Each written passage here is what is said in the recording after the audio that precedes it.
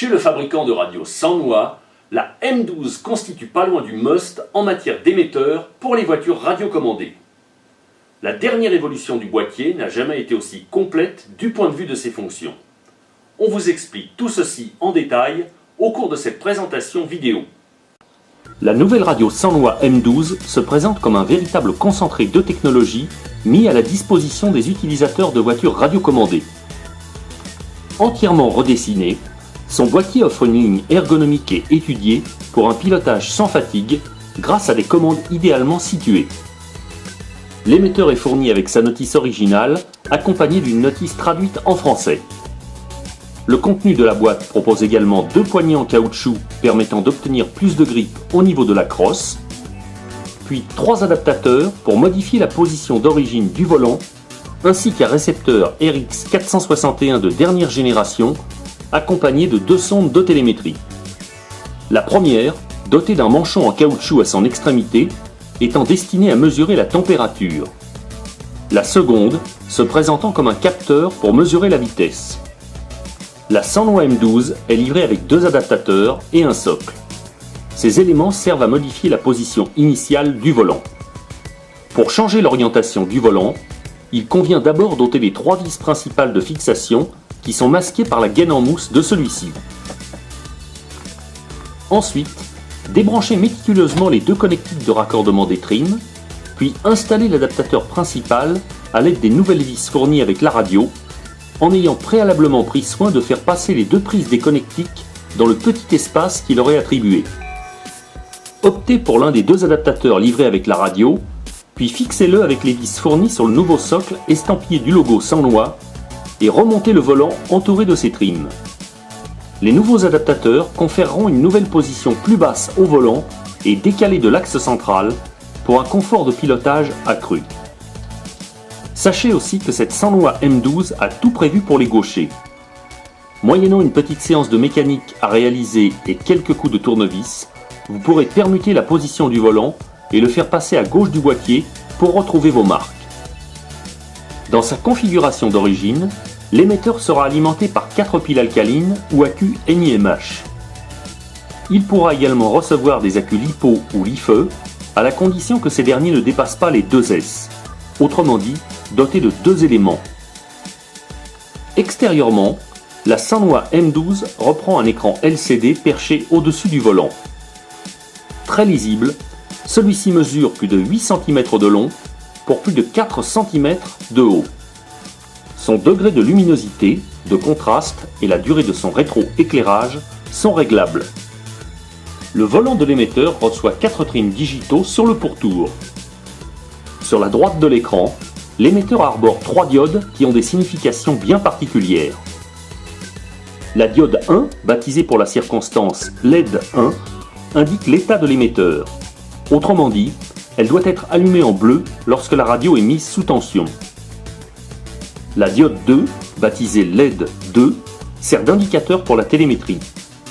Elle s'allume en rouge lorsque la télémétrie est désactivée et doit être éteinte lorsque celle-ci se trouve en fonction. Enfin, la diode R mode concerne le mode course qui peut être activé avec cette radio. Sa couleur variera en fonction de l'un des 5 modes activés, verte, rouge, bleue, jaune ou blanche. Elle restera aussi éteinte si aucun des 5 modes en question n'est activé. La Sanwa M12 propose encore un réglage mécanique de dureté du volant via une petite clé Allen, ainsi qu'un réglage qui permet de décaler les butées du volant pour gagner en débattement. On accède à ce réglage par l'intermédiaire des 2 petites vis qui sont situées derrière le grip en mousse du volant. La gâchette de gaz est également réglable en dureté via une petite clé Allen. La position de la gâchette pourra être décalée, sa course au frein également par l'intermédiaire d'une vis de butée. La Sanwa M12 propose une navigation assez simple qui s'articule au travers de 4 menus principaux. Chacun d'entre eux donnant accès à une multitude de sous-menus qui composent toutes les fonctions de l'émetteur. Les différents menus se nomment System, Setup, Racing et Custom.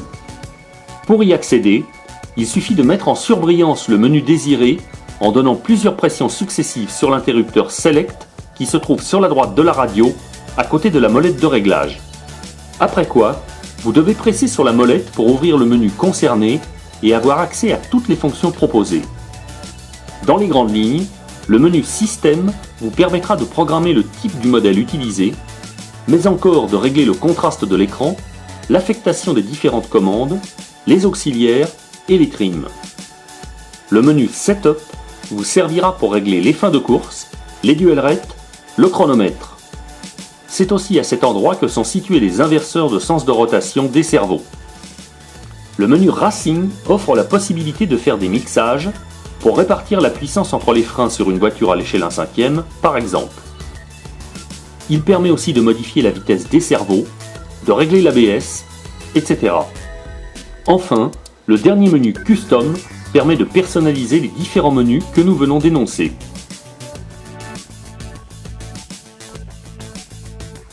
Le mode de programmation de la nouvelle Sanwa M12 est à peu près identique, quel que soit le menu au sein duquel on se trouve. À savoir qu'il faut d'abord faire appel à la touche Select pour sélectionner un menu en particulier. La manière dont fonctionne l'interrupteur Enter et la molette Select diffère en fait selon les menus. C'est ce que l'on devra garder à l'esprit en permanence pour bien apprivoiser ce boîtier. Et dans tous les cas, il vous reste toujours la touche Back qui est placée à gauche de la molette pour revenir à l'écran précédent ou à l'écran de départ selon l'endroit où l'on se trouve.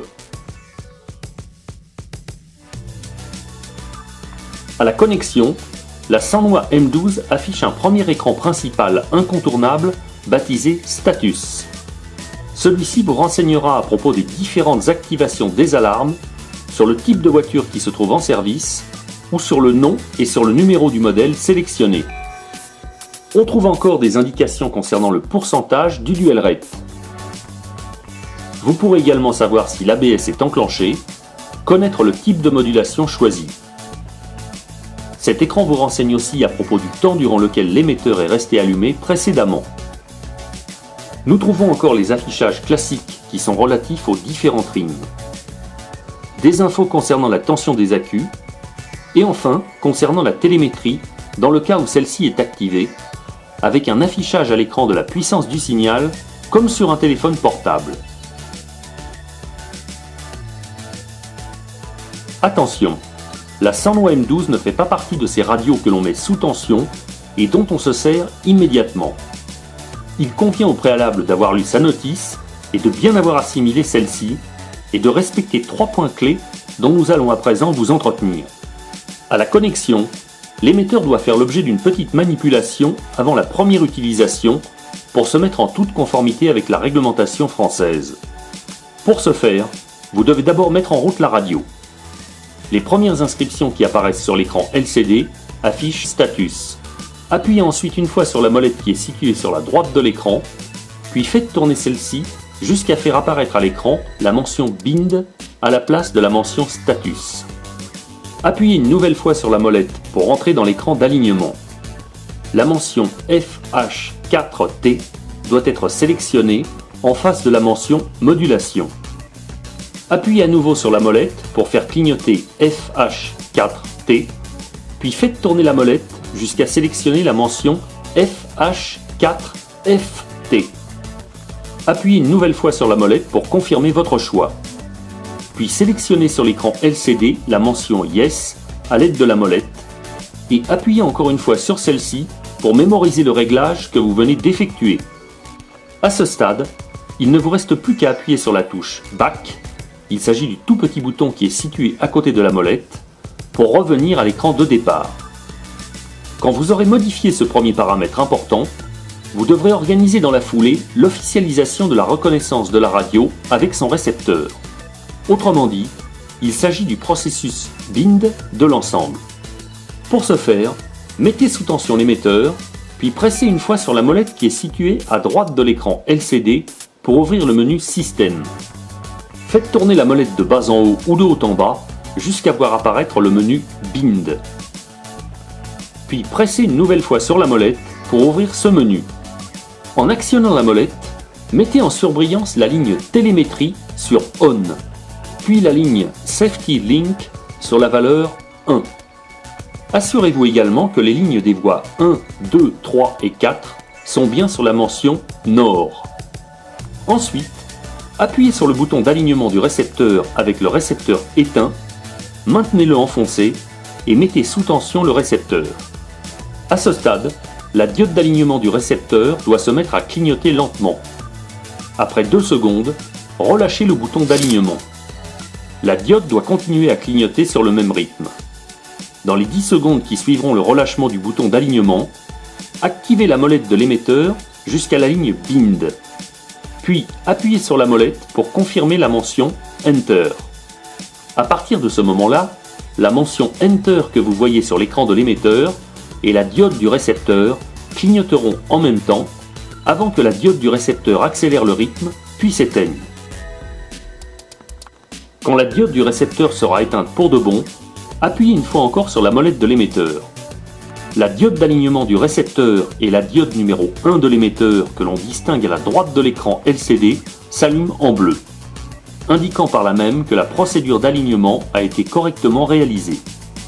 Si la Sanwa M12 est conçue pour pouvoir fonctionner avec tous les types de cerveaux qui sont commercialisés à l'heure actuelle, il est bon de rappeler que des réglages spécifiques pourront être mis en place en fonction des caractéristiques de ceux que vous serez amené à employer.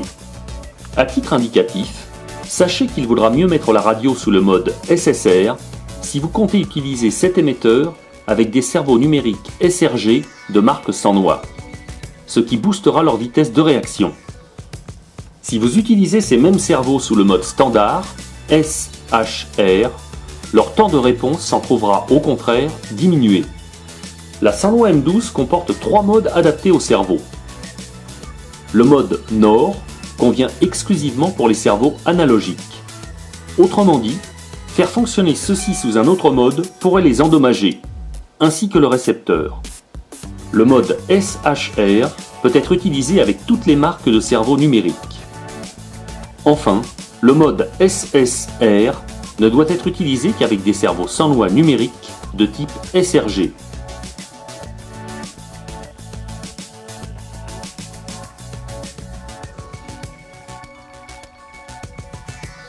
La Sanwa M12 permet de programmer jusqu'à 50 modèles dans sa mémoire.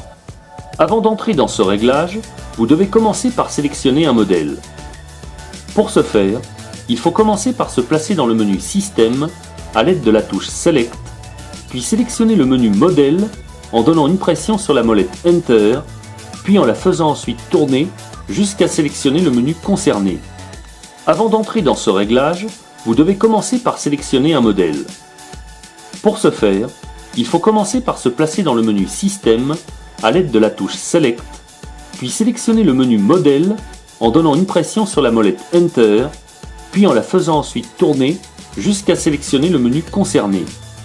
Ensuite, appuyez une nouvelle fois sur la molette pour ouvrir le menu Select, puis naviguez en faisant tourner la molette pour paramétrer la fonction désirée. Passé cette étape, vous trouverez d'abord la fonction Name qui permet de programmer les fameux 50 modèles.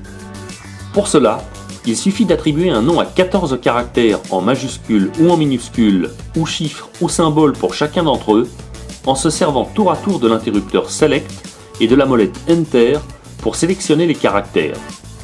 Le caractère symbolisant un espace à l'horizontale permettant de supprimer une lettre, un chiffre ou un symbole préalablement sélectionné. Pour modifier le contraste de l'écran, la luminosité ou la durée du rétroéclairage, rendez-vous cette fois dans le menu Écran LCD. Le menu BAT s'adresse aux accus de l'émetteur. Il servira à ajuster la tension en deçà de laquelle l'alarme retentira, selon que vous utiliserez des piles alcalines, des accus NiMH, LiPo ou LiFe. Par l'intermédiaire du menu Setup, la Sanwa M12 vous donnera aussi accès aux EPA, aux subtrims, aux inverseurs de sens de rotation des cerveaux, au réglage du failsafe, au chronomètre via la fonction Lap Timer et parmi la liste pléthorique des fonctions proposées, à une fonction également très prisée des utilisateurs de crawler. Il s'agit de la fonction 4WS Mix qui permet un mixage des voix de façon à pouvoir faire tourner les 4 roues directrices dans le même sens ou dans le sens opposé. Toujours au programme du menu Setup, la liste non exhaustive des fonctions de ce menu vous permettra entre autres de programmer le failsafe sur chacune des 4 voies. Le fail-safe permet de programmer par avance la position dans laquelle vous souhaitez voir vos cerveaux se positionner en cas de perte de signal. Pour faire appel à la télémétrie, servez-vous de la molette Enter du boîtier à partir du premier écran de base et affichez l'écran de télémétrie en tournant la molette.